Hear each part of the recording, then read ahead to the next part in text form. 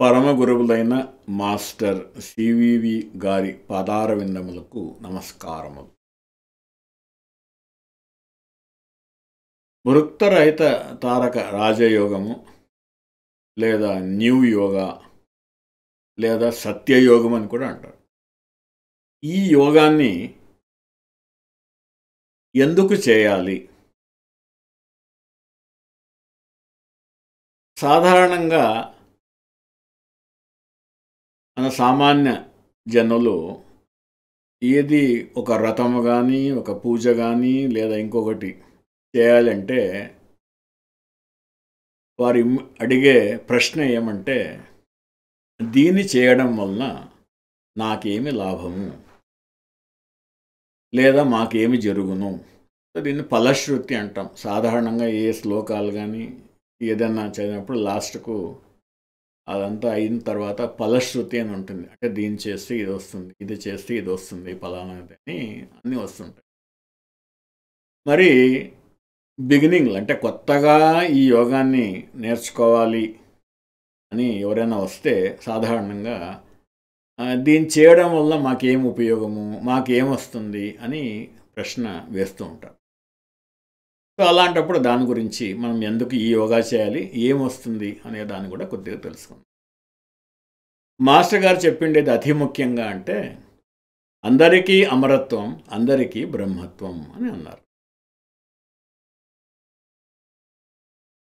Master గారు చెప్తారు, లక్ష్యము అనున్నది లేనప్పుడు సాధించట కూడా ఏమీ లేదు. సో లక్ష్యాన్ని ఒక లక్ష్యాన్ని ఉంచుకొని ఏదైనా పని చేస్తే కానీ మనము దాంట్లో విజయవంతం కాలేము. అందుకే మనం ఈ యోగా చేసేటప్పుడు మనం ఒక లక్ష్యాన్ని పెట్టుకోవడము తప్పనిసరి. మాస్టర్ గారే చెప్పారు. మరి ఏమొస్తుంది మనకు, ఏం లక్ష్యం పెట్టుకోవాలి మనము ఈ యోగం చేసేటప్పుడు లేదా ఈ ప్రార్థన చేసేటప్పుడు అంటే, అందరికీ అమరత్వం, అందరికీ బ్రహ్మత్వం. నేను అమరత్వాన్ని సాధించాలి, మరణాన్ని జయించాలి అనే ఒక సంకల్పం ఉండాలి. రెండవది అందరికీ బ్రహ్మత్వం. ఈ అమరత్వం అంటే ఏమిటి అంటే, మనకు ఈ పాంచభౌతిక శరీరం ఉంది కదా, ఇది ఇలానే ఉంటుందా అంటే లేదు. ఎందుకంటే పంచభూతాలతో తయారైన ఏ వస్తువైనా కూడా కొన్ని రోజుల తర్వాత అది మరీ లయమై పంచభూతాల్లోనే చేరాలి. మరి ఎలా ఇస్తారు అంటే, మనలో ఉన్న సూక్ష్మ శరీరాన్ని గట్టిపరిచి లేదా దాన్ని దృఢంగా తయారు చేసి, అది ఎప్పుడైతే ఇండిపెండెంట్గా అంటే ఈ శరీరం యొక్క ఆధారం లేకుండా ఎప్పుడైతే నిలవగలుగుతుంది అన్నప్పుడు ఈ శరీరం పడిపోతుంది. దాన్ని మనము దేహత్యాగం అనొచ్చు, మరణం అని అనకూడదు. ఎందుకంటే దీని పని అయిపోయింది అని మనం వదిలేస్తాం కదా. సో అలాంటి పంచభౌతిక శరీరం ఉండదు, కానీ మనలో ఉన్న సూక్ష్మ శరీరము బాగా దృఢపరిచి ఇదే without decay and figure change అని మాస్టర్ గారు ఒక చోట ఒక శబ్దాన్ని వాడతారు. అంటే ఏమాత్రము క్షీణత్వము లేకుండా ఫిగర్ చేంజ్ అంటారు. అంటే ఫిగర్ చేంజ్ అంటే సాధారణంగా మనము ఎప్పుడు ఇలా ఉన్నామో, ఎట్లా మనకు వేరే వాళ్ళకు మనం ఎలా కనిపిస్తున్నామో అదే ఒక రకంగా సూక్ష్మ రూపంలో అదే మాదిరిగా మనము కంటిన్యూ అవుతాము అనేది చెప్తారు. రెండోది, నువ్వు ఎప్పుడైతే అమరత్వాన్ని సాధించి సాధనను కొనసాగిస్తూ వస్తావో, కొన్ని రోజుల తర్వాత, కొన్ని సంవత్సరాల తర్వాత అనుకోండి, అప్పుడు మనము ఆ బ్రహ్మత్వము అనే ఒక స్థితిని పొందుతాం. ఇది ఈ యోగం యొక్క పరమావధి లేదా లక్ష్యము.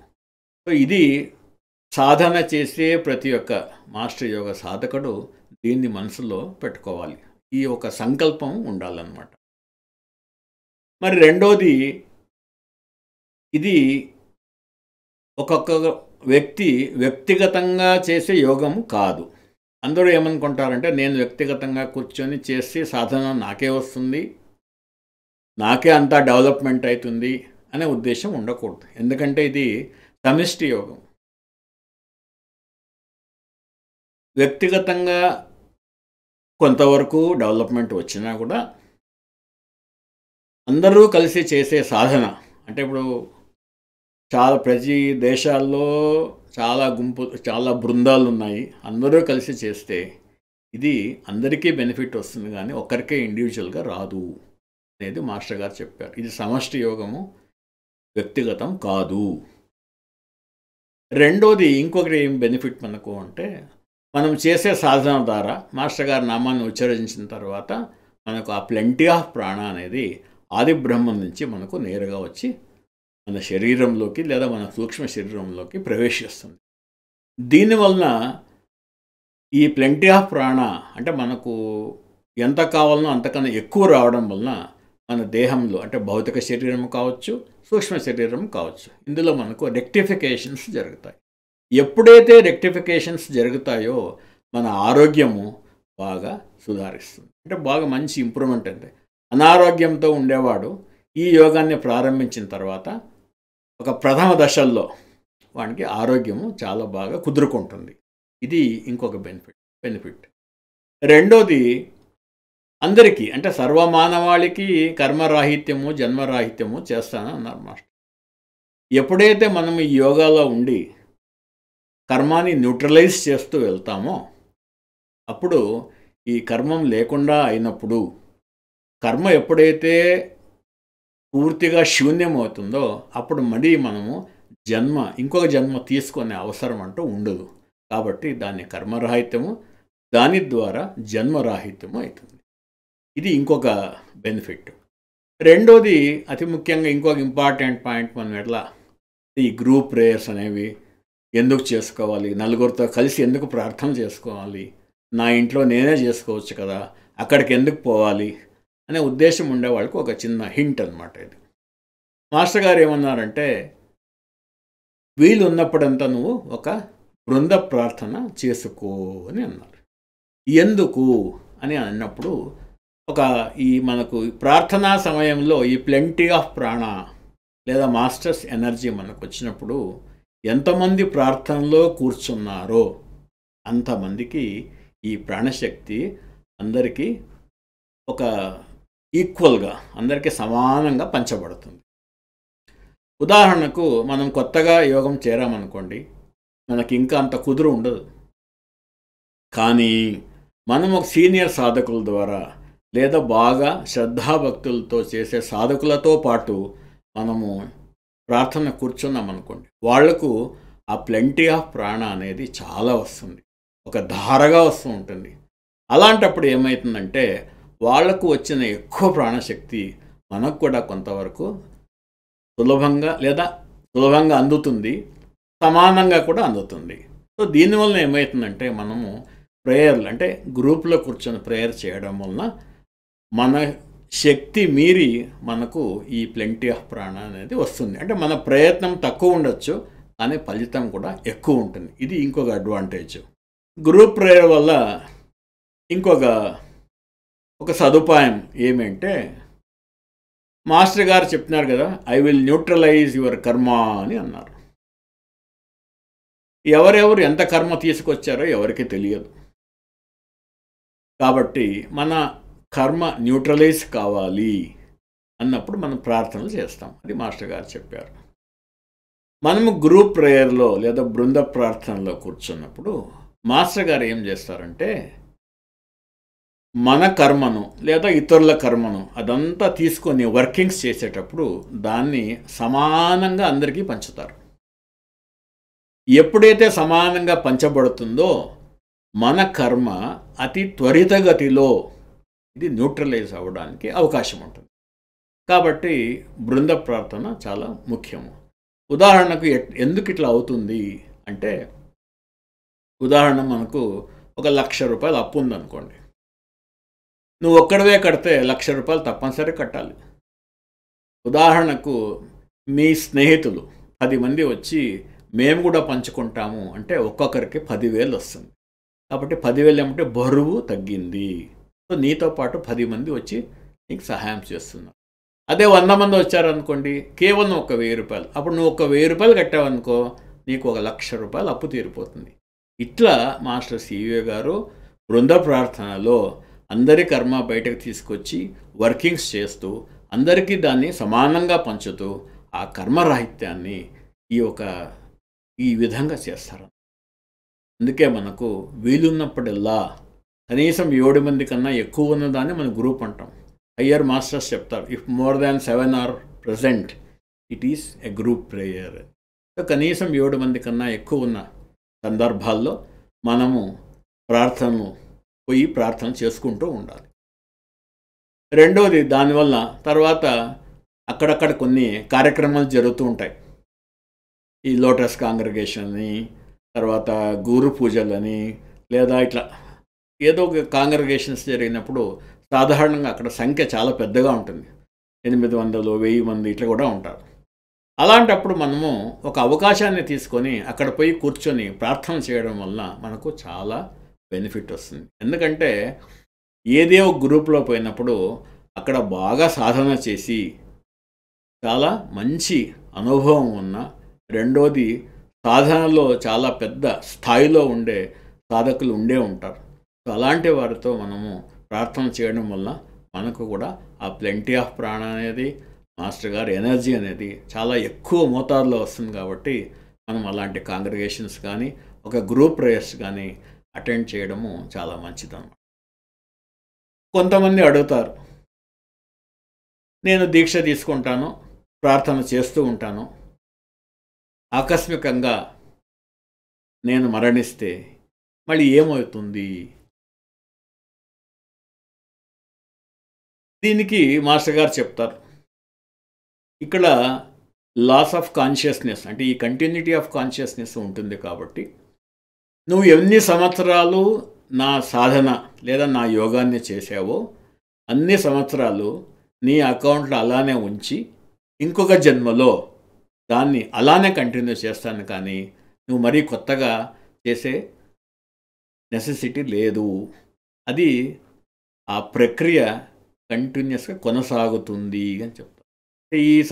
ఈ జన్మలో 5 ఏళ్ళు చేసావనుకోండి, నెక్స్ట్ జన్మలో ఆ 5 ఏళ్లతోనే ప్రారంభమవుతుంది, 0 నుంచి ప్రారంభం కాదు. కాబట్టి నువ్వు చేసిన సాధన ఆ వేస్ట్ అనేది లేదు. కనీసం 12 సంవత్సరాలు ఉదయము సాయంత్రము ప్రార్థన చేసి నీ సూక్ష్మ శరీరము బాగా దృఢపడింది అనుకోండి, అప్పుడు ఏమవుతుందంటే, అప్పుడు నువ్వు దేహాన్ని వదిలేసావనుకోండి, అప్పుడు ఇక్కడి నుంచి అంటే ఈ సూక్ష్మ శరీరంతో నువ్వు మాస్టర్ గారి జతకుండి, మాస్టర్ గారు అల్బిట్ అనే ఒక ప్లానెట్లో ఉన్నారు అనే విషయం అంటారు. సో అల్బిట్ అనే మాస్టర్తో సాధన దాన్ని మళ్ళీ కంటిన్యూ చేస్తూ పోవాలి. ఎప్పటి వరకు? నువ్వు బ్రహ్మత్వం నువ్వు పొందు వరకు నువ్వు అలా కంటిన్యూ చేస్తూ. ఇది మోక్షం సాధించేసి ఊరికే కూర్చోవడం కాదు. అంటే ఓల్డ్ స్కూల్స్ అంటే మనం ఆర్థడాక్స్ అంటే యోగాల్లో మోక్షాన్ని పొంది ఒక చోట ఉంటారు. కానీ మాస్టర్ గారు ఏమంటారంటే, నీవు ఎప్పుడైతే బ్రహ్మత్వం సాధిస్తావో ఆ బ్రహ్మత్వం వచ్చిన తర్వాత నువ్వు నాతో పాటే ఉంటావు. అది మాస్టర్ గారు చెప్పారు కదా మనకు ఒక ప్రామిస్. ఏమన్నారు? ప్రణత నిజ జనాన్ స్వాత్మతుల్యాన్ కరోతి అన్నారు. ఎప్పుడైతే నీవు నా నామాన్ని ఉచ్చరించి నాకు శరణవేడి సాధన చేస్తావో నిన్ను నన్నంతటి వాడిని చేస్తాను. సో అప్పుడు ఏమవుతుందంటే, మాస్టర్ గారు బ్రహ్మత్వం పొందినారు కదా, అదే మాదిరిగా సాధన చేసి మనం కూడా బ్రహ్మత్వం పొంది అక్కడ మాస్టర్ గారితో ఉంటూ, మాస్టర్ గారి ప్లాన్ ఏమంటే ఉంటుంది కదా, ఆ ప్లాన్, డివైన్ ప్లాన్ ఏది ఉందో ఆ ప్లాన్లో మనము కూడా ఒక మెంబర్గా అంటే ఒక సదస్యునిగా ఉంటూ మాస్టర్ గారి కార్యక్రమాన్ని కూడా చేయవచ్చు. ఇది ఒకటి. రెండోది, నీవు సీ మీ ఇన్ ఆల్ అని ఒకటి అంటారు. అందరిలో నన్ను చూడు, నాలో అందరినీ చూడు. ఎప్పుడైతే మనము దీన్ని మాస్టర్ గారిని అందరిలో చూడడానికి ప్రారంభించినప్పుడు మనకున్న ద్వేషము, అసూయ, కోపము, పగ అనేవి చాలా నిదానంగా ఆ స్వభావంలో మార్పు వచ్చి మనము ఒక శాంత స్వభావం పొందే మాదిరిగా అవుతామన్నమాట. అంటే చూసే ప్రతివాడిని కూడా పగవాడిలో కూడా నువ్వు మాస్టర్ గారు చూసావనుకో, అప్పుడు ఏమవుతుంది, ఆ పగ ఆటోమేటిక్గా తగ్గిపోతుంది. తర్వాత కొన్ని రోజులకు వాటితో స్నేహితుడిగా కూడా నువ్వు ఉండగలవు. సో ఇలా ఈ యోగం చేయడం వల్ల, మాస్టర్ గారిని అందరిలో చూడడం వల్ల మనకేమవుతుంది, స్వభావములో మంచి మార్పులు, పెను మార్పులు అనొచ్చు, వచ్చి మనము ఈ సమాజంలో ఉత్తమమైన వ్యక్తిగా కూడా మనం ఉండగలం. రెండోది ప్లెంటీ ఆఫ్ పూర్ణ ప్రాణ మనము ప్రతి ప్రార్థనలో మనము స్వీకరించడం వలన, మనకు పొందడం వలన మనము ఆరోగ్యంగా ఉంటూ ఇతరులు కూడా ఒక సందేశాన్ని మనం ఇవ్వవచ్చు. రెండోది ఇంకొకటి అంటారు మాస్టర్ గారు, you can raise the dead అని అన్నారు. అంటే నువ్వు ఎప్పుడైతే ఈ యోగంలో పరిపూర్ణత్వం పొంది అన్ని ఫలాలు సాధిస్తావో, నువ్వు మరణించిన వారికి కూడా నువ్వు లైఫ్ ఇచ్చి మరియు వాళ్ళని పునర్జీవితం చేయవచ్చు. మాస్టర్ గారు తమ జీవిత కాలంలో తమ మనముడైన ఒక చిన్న మనముడు ఏదో ఒక బొమ్మ మింగి చనిపోయినప్పుడు ఏదో ఒక ప్రార్థన చేసి ఆ బొమ్మ బయటికి వచ్చేసి తర్వాత జీవిస్తాడు. అది ఒకటి. రెండోది, తమ తల్లిగారు మరణించినప్పుడు మాస్టర్ గారు చెన్నై వెళ్తుంటారు. అప్పుడు ఇట్లా అయింది, మీరు పోకండి అంటే, ఏం లేదు, మీరు కొన్ని రోజులు అలానే ఉంచండి, చీమలు రాకుండా జాగ్రత్త పడండి, నేను మరీ వస్తానని మాస్టర్ గారు చెన్నైకి వెళ్ళిపోతారు.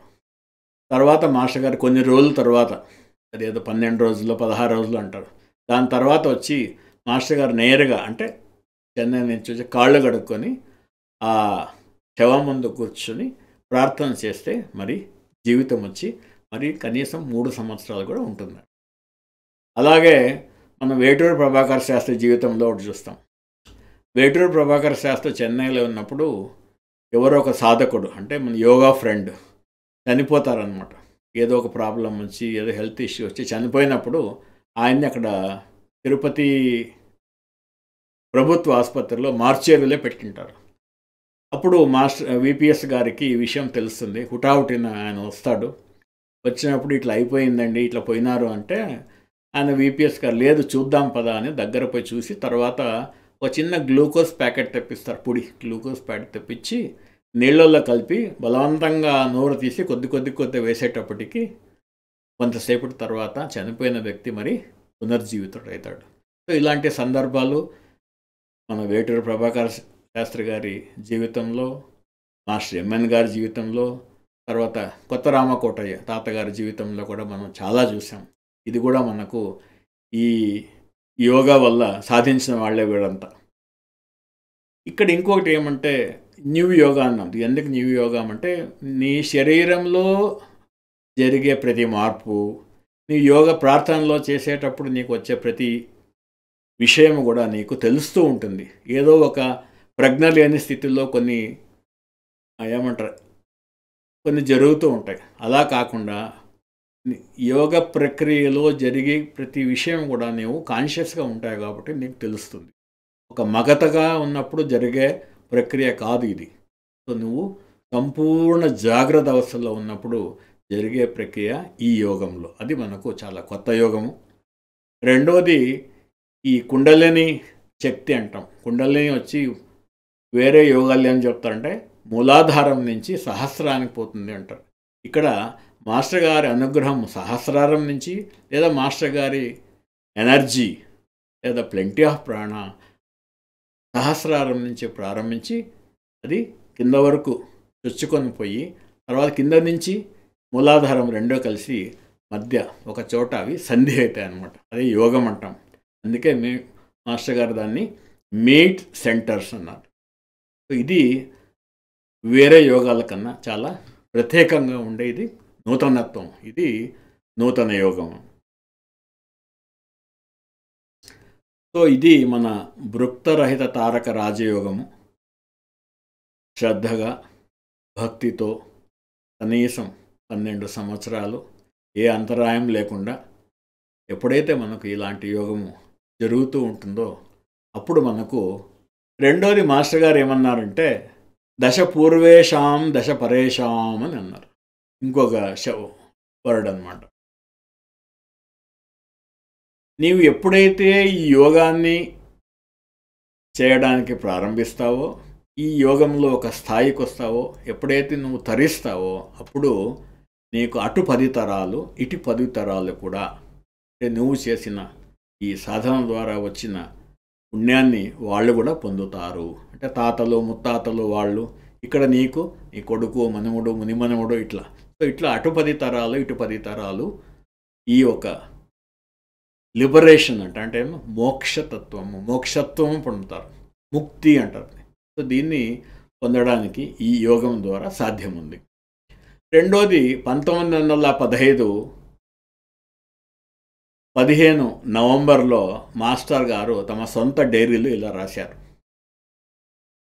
Those who are practicing with full confidence and faith with belief, surrendering their whole life and family with implicit obedience are guarded by the direct line and origin అని మాస్టర్ గారు చేశారు. ఎవరైతే శ్రద్ధాభక్తులతో సరెండర్ అంటే సమర్పణా భావనం చెంది ఈ యోగాన్ని ప్రారంభిస్తే తనను తర్వాత తన కుటుంబము తర్వాత వాళ్ళ స్నేహితులు కూడా ఇంతమందికి ఈ ఒక బెనిఫిట్ అనేది ఈ యోగా ద్వారా వస్తుంది. అలానే మాస్టర్ ఒకసారి అంటారు, నా యోగంలో ఒక్కడైనా కడ తీరగలడా, అలా అయితే అతనే అందరికీ మార్గదర్శనం ఇచ్చి అందరికీ మోక్షాన్ని పొందడానికి సహాయపడగలడు. అలాంటి వాని ప్రవేశం అంటే ఈ యోగా స్కూల్కు అలాంటి వాని ప్రవేశం కొరకు నేను వేచి ఉన్నాను అని మాస్టర్ గారు ఒకసారి అంటారు. ఇంకొక వర్డ్ అన్నమాట. మనం ఏం చేస్తామంటే ప్రేయర్ చేసేటప్పుడు ఇండిపెండెన్సీ ఇవ్వండి అనే ఒక శబ్దం వాడతారు. ఇండిపెండెన్సీ అంటే ఇది స్వరాజ్యము లేదా స్వతంత్రము. ఈ ఇండిపెండెన్సీ అనేది ఎలా వస్తుంది? అది మనకు ఈ యోగానికి ఏం సంబంధము, లేదా వ్యక్తిగతంగా ఈ సాధకునికి ఏం సంబంధము అంటే, మనము ఇప్పుడు ఒక వ్యక్తి చాలా ఒక పంచభూతాలపైన గ్రహాలపైన ఇంకా అనేక విషయాలు ప్రకృతిలో ఉన్న అనేక వాటి మీద మనము సంపూర్ణంగా ఆధారపడి ఉన్నాం. ఎప్పుడైతే ఈ యోగాన్ని పరిపూర్ణంగా చేయగలుగుతామో, ఎప్పుడైతే మనము అమరత్వం పొందగలమో అప్పుడు ఏమవుతుందంటే ఈ వ్యక్తి మీద ఇండిపెండెన్సీ అనేది గ్రహాల ఒక పెత్తనం అనేది ఉండదు. సో ఇలాంటి సాధకునికి ఏ గ్రహము కానీ లేదా ఏ ప్రకృతి కానీ ఇతని మీద పెత్తనం చెలాయించడానికి కుదరదన్నమాట. ఎప్పుడైతే మనం గ్రహాల నుంచి బయటపడతామో, గ్రహాల ఒక నియంత్రణ నుంచి బయటపడతామో అప్పుడు మనము ఇండిపెండెన్సీ సాధించినట్టే. సో ఈ ఇండిపెండెన్సీ కోసమే మనము ఈ యోగాన్ని చేస్తూ ఉన్నాం. ఇంకొక చిన్న మాట, మాస్టర్ యోగం గురించి సంపూర్ణంగా ఎవరికీ తెలియదు.